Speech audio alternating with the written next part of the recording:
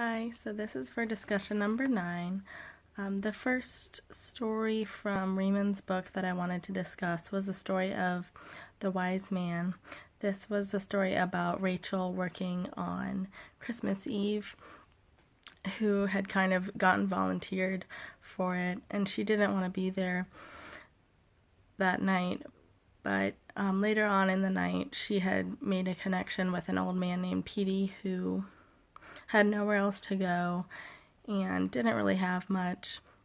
And I think that night that they were both able to impact each other and each other's lives.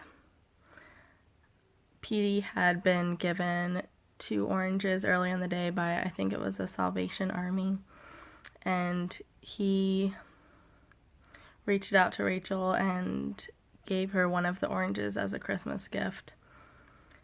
And I think that Petey was glad to be able to share that with someone and have a gift to give. And Rachel was impacted by and blessed by Petey and his gift. In this story, Rachel says that everything of value is not from a book or from an advanced degree or learning from school and what we might think, but she says the life in us will be blessed by others over and over again until finally we have remembered how to bless it ourselves. And what I think from this story is that we can apply to Calvin and his family, is that we can look for ways that even if we if we didn't want to be at work that day, but we could look for ways to try to bless Calvin and his family in the situation that they're in. The next story I wanted to discuss was One Little Candle, and this was a story about the lady at one of the healthcare retreats, and she said that she had hidden herself for so long from her colleagues at work, and she had only shown her true self to her patients.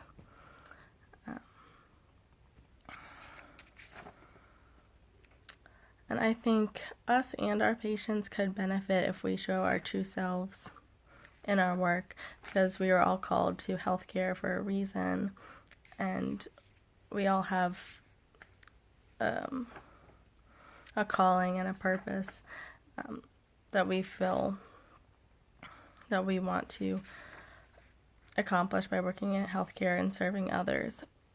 And I think we can bring that to the story of Calvin and his family and show them that we care and that we're there for a reason, because that this is what we feel like we're meant to do. The next story I wanted to discuss was called Knowing Life. And I really like this story because Rachel is saying that life may not be limited by the facts. And that even a lot of us studied biology, but she said we actually don't know much about life. That life is larger than science and it's mysterious. And in this story she talked about the young man who had been diagnosed with a serious bone cancer and refused the surgery to have his leg amputated that would most likely save his life. But he went to his parents' farm, and the pastor of his church had everyone pray for him at 7 o'clock every night. And the lump on his thigh got smaller and smaller, and somehow he was spontaneously in remission from cancer. And she talks about how mysterious life is, that we really can't exactly guarantee what's going to happen, even with as much as we know.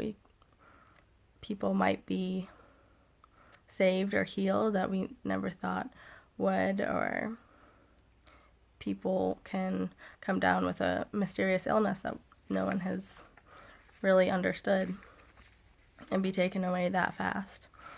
And so I think from this story, I think we should allow ourselves to know life, and bringing this to the story of Calvin and his family, that even though Calvin is so young and we probably wouldn't know why he got brain cancer or why he got this infection on top of it. But just observe what's going on and being there with the family. On to the article, the Boff article. What I really got from this, he said that any cure for sickness must reintegrate the dimensions of a healthy life at its personal and social levels as well as its fundamental level, which is connected to the absolute meaning of existence and of the universe. And in this article, he says that health is not the absence of sickness, but it's more of living with sickness and having a change in perspective and attitude in response to a sickness or suffering that you're going through. And that was the common theme, I thought, in his article. And he says that the life force drives humans to live with hope. And I think that this is something that we could bring in the spiritual care meeting with for Calvin and his family. That especially in this video that we learned that Calvin and his parents hadn't been having great relationships recently, and he had been rebellious and doing things that his parents didn't approve of. And that healing their family would be maybe more beneficial than trying to treat his brain cancer at this point. And that even if he doesn't have a good prognosis, that the change in attitude with Calvin and his family and just having them be with each other and kind of repair their social and their relationships would greatly benefit their health. Right, thank you.